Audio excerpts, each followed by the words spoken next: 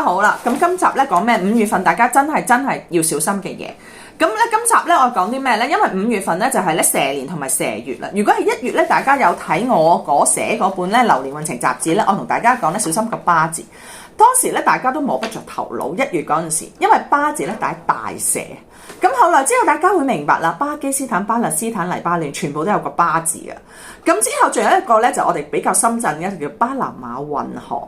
點解咧？呢樣嘢咧係全世界係好緊要一樣嘢，我心咧震咗好多人，因為咧古時有個書咧叫《山海經》嘅寫咗巴蛇吞象，3歲已出其骨。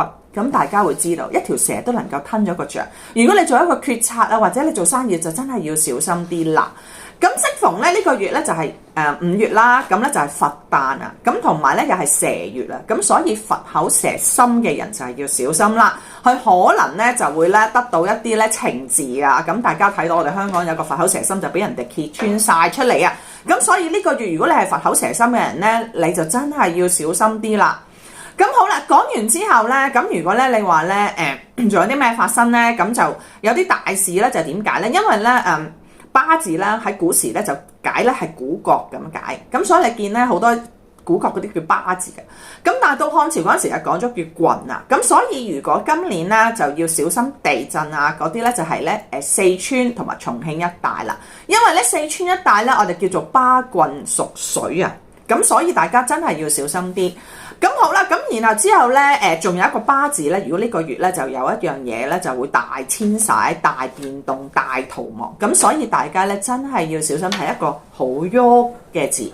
咁你話咧會唔會有地震、火山、海嘯咧？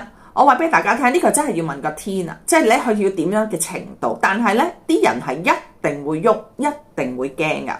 咁所以大家咧就要小心啲啦。咁之後咧，如果做個人嘅問題咧，就係點咧？如果我講咗噶啦，1月嗰陣時我都話小心巴士啦、空中巴士啦、小巴啦，有個巴字嗰啲咧都係要小心。有個色字啦，係咪色字頭上一把刀嘅色字都係有個巴字嘅。咁如果講好嘅嘢咧，就係咧巴字咧係可以爬嘅，向上爬，同埋能夠翻盤啊！如果你係一條咧好勁嘅蛇，即係咧3歲出其骨嘅蛇咧，你係有一個咧去向上嘅機會，有個重生，有個咧發達嘅機會。所以咧呢個月咧，如果你話咧係咪地震、火山、海嘯咧，真係咧要睇下問下個天會唔會有幾大啦。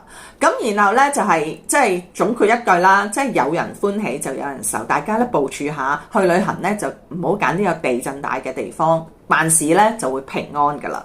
咁好啦，下次見。